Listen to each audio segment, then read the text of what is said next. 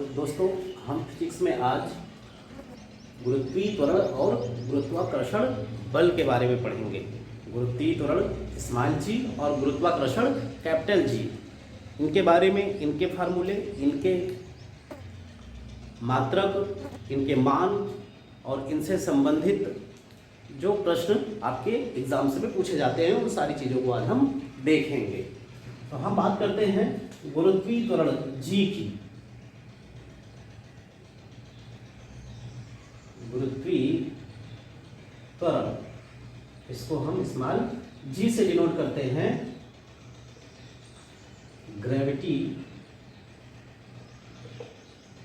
Acceleration.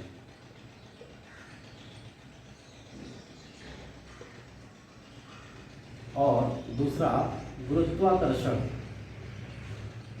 गुरुत्वाकर्षण gravitation.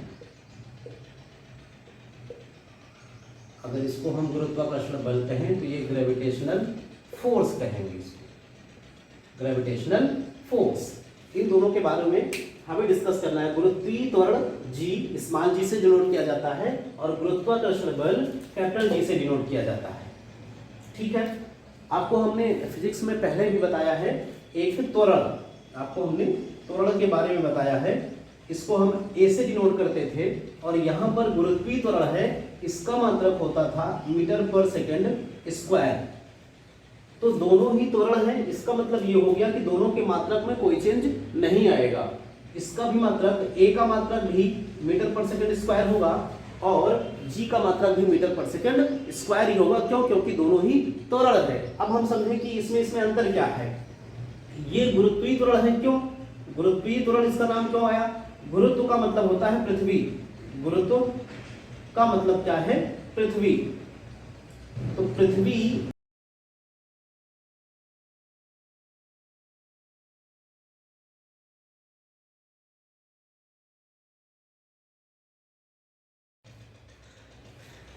तो अब हम देख लें कि जो त्वरण था ए, वैसा ही आपका जी भी त्वरण है। जैसे ए त्वरण वैसे ही जी, तो ये जी आ गया गुरुत्वीय त्वरण के नाम से। क्यों?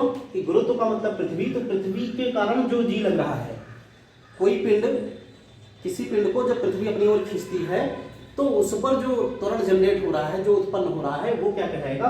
गुरुत्वीय त्वरण। और इस गुरुत्वीय त्वरण का मान 9.8 मीटर पर सेकंड स्क्वायर होगा, जो अलग अलग स्थानों पर अलग अलग होता है। और अगर आपसे ये कहा जाए ये कैसी राशि होगी, तो ये सदिश राशि होगी। क्यों? क्योंकि ऊपर या नीचे, अगर वस्तु ऊपर जा रही तो गुरुत्वीय त्वरण नीचे काम करेगा और वस्तु अगर नीचे जा रही तो गुरुत्वीय त्वरण ऊपर काम करेगा। तो इसका मतलब इसमें दिशा का रोल है, यानी दिशा इसमें मैटर करती है। तो दिशा अगर मैटर कर रही है वो कैसा होगा? सदिश राशि होगी। अगर कैपिटल जी की बात करें, हम कैपिटल जी की बात करें तो कैपिटल जी गुरुत्वाकर्षण बल। तो गुरुत्वाकर्षण बल की परिभाषा न्यूटन ने दी हुई है। गुरुत्वाकर्षण बल की परिभाषा न्यूटन ने क्या दिया कि जो गुरुत्वाकर्षण बल है वो किसी दो, तो अगर हम ये गुरुत्वाकर्षण समझें तो ब्रह्मांड में कोई भी दो वस्तु एक दूसरे को अपनी ओर जिस बल से आकर्षित करती हैं, यानी कि दो वस्तु में कोई भी दो वस्तु हो, चाहे छोटी हो चाहे बड़ी हो, वो दोनों एक दूसरे को अपनी ओर आकर्षित करती हैं। और वो जिस बल से आकर्षित करती हैं उसी बल को हम क्या कहते हैं? गुरुत्वाकर्षण बल। तो न्यूटन ने कहा कि जो दो वस्तुएं हैं एक दूसरे को अपनी ओर आकर्षित कर रही हैं, उन दोनों के द्रव्यमानों का गुणनफल उस बल के समानुपाती होता है। उन दोनों के द्रव्यमानों के गुणनफल उस बल के समानुपाती होते हैं। तथा सपोज करिए ये m1 और ये m2 द्रव्यमान की दो वस्तुएं हैं, इनके बीच की दूरी r है, तो ये एक दूसरे के गुणनफल के समानुपाती इसमें बल लगेंगे और इनकी बीच की दूरी के वर्ग के व्युत्क्रमानुपाती होगा। तो अगर इसको हम कॉमन कर रहे हो तो F इक्वल टू, इस सिंबल को हटाते तो एक कांस्टेंट आता है और वो कांस्टेंट यहाँ पर कैपिटल जी गुरुत्वाकर्षण होगा और यहाँ पर आ जाएगा m1 m2 by r square. यदि आप g का मात्रक निकालना चाहें तो ये हो जाएगा F r square by m1 m2। f का मतलब बल है, बल का मतलब मात्रक हो गया न्यूटन। दूरी, त्रिज्या जो है ये दूरी है, दूरी को मीटर में लिखेंगे तो मीटर स्क्वायर, और द्रव्यमान को किलोग्राम में लिखेंगे तो किलोग्राम स्क्वायर। न्यूटन मीटर पर किलोग्राम स्क्वायर। कैपिटल जी का जो मात्रक होता है वो न्यूटन मीटर स्क्वायर पर किलोग्राम स्क्वायर, और इसका जो मान होता है वो 6.67 गुणा 10 की घात -11 newton metre square, newton metre square पर किलोग्राम स्क्वायर। तो ये जो मान होता है वो हर जगह कांस्टेंट रहता है, क्योंकि ये जो जी है वो कांस्टेंट है तो इसका मान भी हर जगह कांस्टेंट रहेगा। तो कैपिटल जी का मान नहीं बदलता किसी भी स्थान पर, जबकि स्मॉल जी का मान अलग अलग स्थानों पर अलग अलग होता है या भिन्न भिन्न होता है। ठीक है, तो अब हम समझें कि स्मॉल जी और कैपिटल जी में संबंध, स्मॉल जी और कैपिटल जी में संबंध। एक फार्मूला आपके पास F बराबर G/m1, या इसको अगर हम पृथ्वी का मास मान रहे हो तो m हो जाएगा, और पृथ्वी की त्रिज्या मान रहे हो तो r² हो जाएगा। और F इक्वल टू आपने एक पढ़ा हुआ है mg, तो एक वस्तु हमने कोई और ले लिया और एक क्या ले लिया, पृथ्वी। जो m है वो किसका मास है, पृथ्वी का, और ये है पृथ्वी की त्रिज्या, पृथ्वी की त्रिज्या। और ये दूसरी एक वस्तु कोई एक वस्तु या पिंड है। तो इन दोनों में हम देख रहे हैं ये वही m है जो कोई वस्तु है।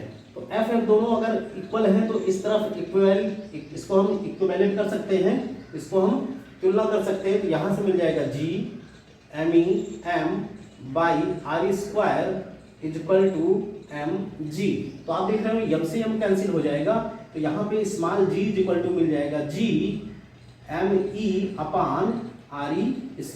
तो ये रिलेशन आपका बहुत इंपॉर्टेंट है, यानी कि जो गुरुत्वीय त्वरण है वो पृथ्वी की त्रिज्या के वर्ग के, देखिए व्युत्क्रमानुपाती है। अगर हम यहाँ से निकाले जो g है वो प्रोपोर्शनल है किसके, me के, यानी पृथ्वी का जो मास है, पृथ्वी का मास बढ़ेगा, द्रव्यमान बढ़ेगा तो गुरुत्वीय त्वरण बढ़ेगा। और यहाँ से देखें तो ये कह रहा है कि g इनवर्सली प्रोपोर्शनल है किसके, r² के, पृथ्वी की त्रिज्या के व्युत्क्रम में है। यानी कि त्रिज्या जैसे जैसे बढ़ेगी तो g का मान घटेगा, और अगर पृथ्वी की त्रिज्या घटेगी तो g का मान बढ़ेगा।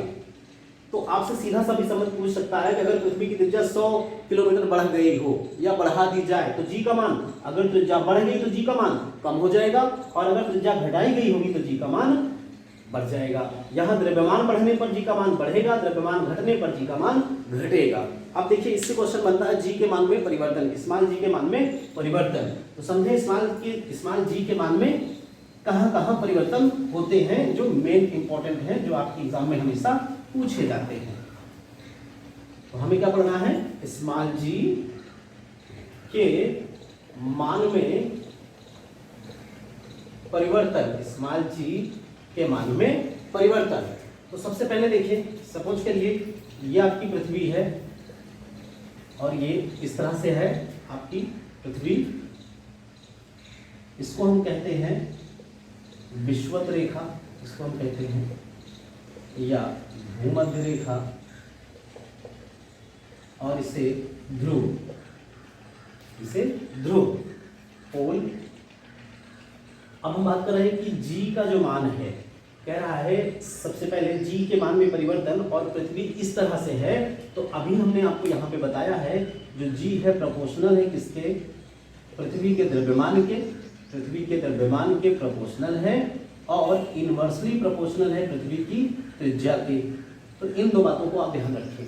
तो अगर हम यहाँ पे देखें कि g का मान ध्रुवों पर और विषुवत रेखा पर, तो चूंकि इस तरफ से आपकी पृथ्वी चपटी टाइप की है तो ये त्रिज्या आपको ज्यादा लग रही है, ये त्रिज्या कम है, इसको मान लेते हैं यहाँ पर हम ये कैपिटल R, या इसको हम RE1 मान लेते हैं, RE' मान लेते हैं। तो ये आपको ज्यादा दिख रहा है। पृथ्वी की त्रिज्या जहां ज्यादा होगी वहां g का मान कम होगा, मतलब विषुवत रेखा पर g का मान न्यूनतम होगा। क्या होगा, विषुवत रेखा पर स्मॉल g का मान न्यूनतम होगा।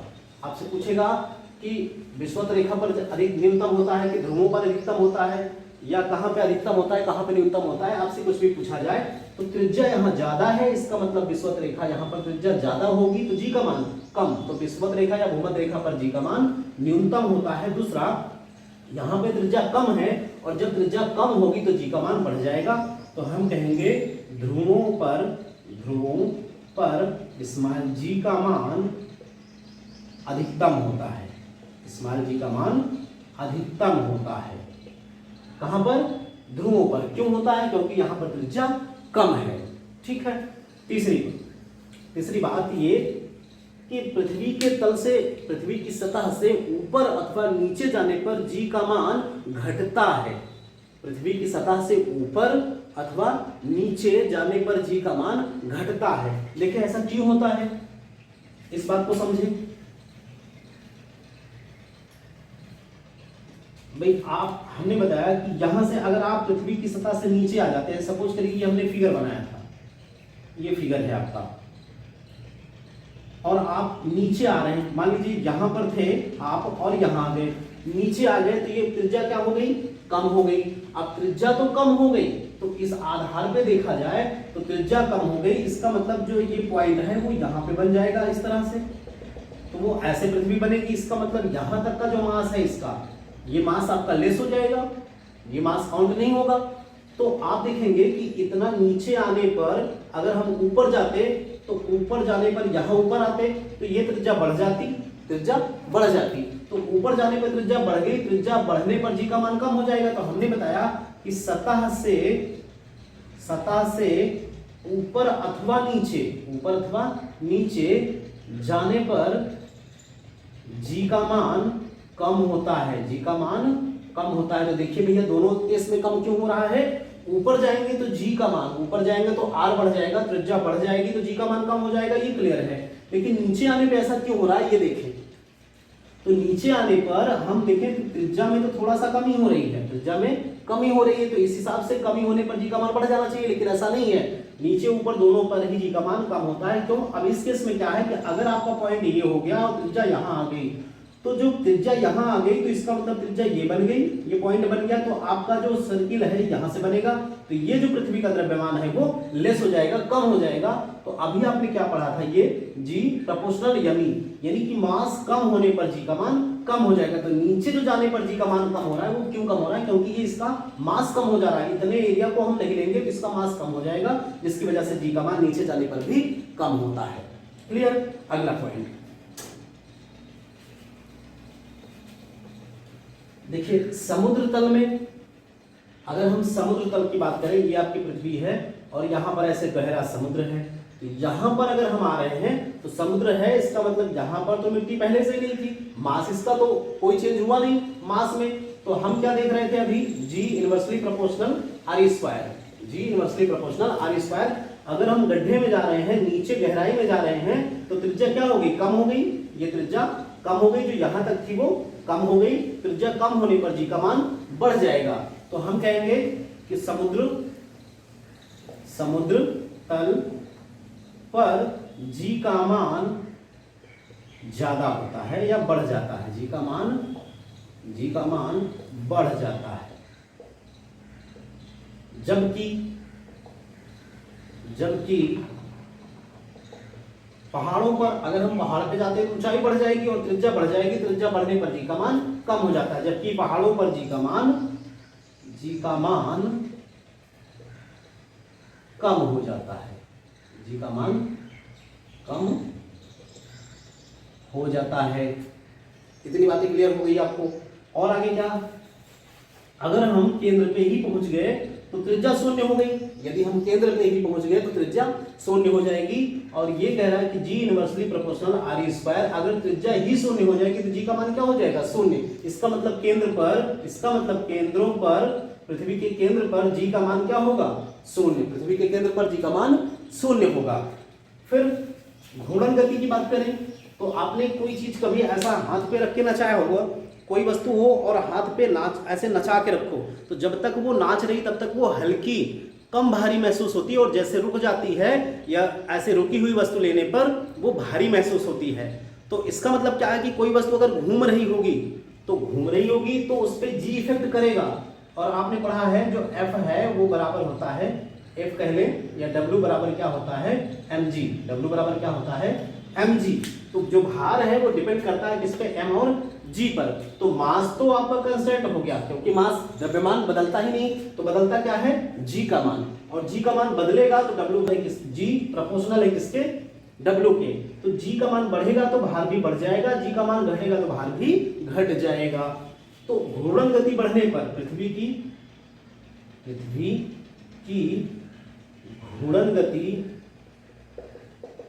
बढ़ने पर g का मान घट जाता है, g का मान घटता है, g का मान घटता है। अतः कोई वस्तु अगर घूम रही हो उसको हथेली पर लिया जाए तो वो हल्की महसूस होगी। इसका अपोजिट क्या हो जाएगा, अगर घूर्णन गति बढ़ेगी तो g का मान कम होगा, और घूर्णन गति घटेगी तो g का मान बढ़ा हुआ प्रतीत होगा। और g का मान अगर प्रेजेंट टाइम में जो है उसका, सॉरी, पृथ्वी की जो घूर्णन गति है उसका अगर 17 गुना बढ़ जाए, अगर 17 गुना हो जाए, अगर इस समय वो x से घूम रही है और वो 17x से घूमने लगे, पृथ्वी की घूर्णन गति 17x हो जाए, 17 गुना हो जाए, तो विषुवत रेखा पर रखी कोई वस्तु का जो भार होगा वो शून्य हो जाएगा। यहाँ से जो भार होगा वो क्या हो जाएगा, शून्य। हमने बताया घूर्णन गति बढ़ेगी तो आपका g का मान घटेगा, और घूर्णन गति कितनी हो जाए, 17 गुना हो जाए, तो वो घूर्णन गति 17 गुना हो जाने पर वो वस्तु भारहीन महसूस होगी, यानी कि उसका भार क्या हो जाएगा, शून्य। ठीक है।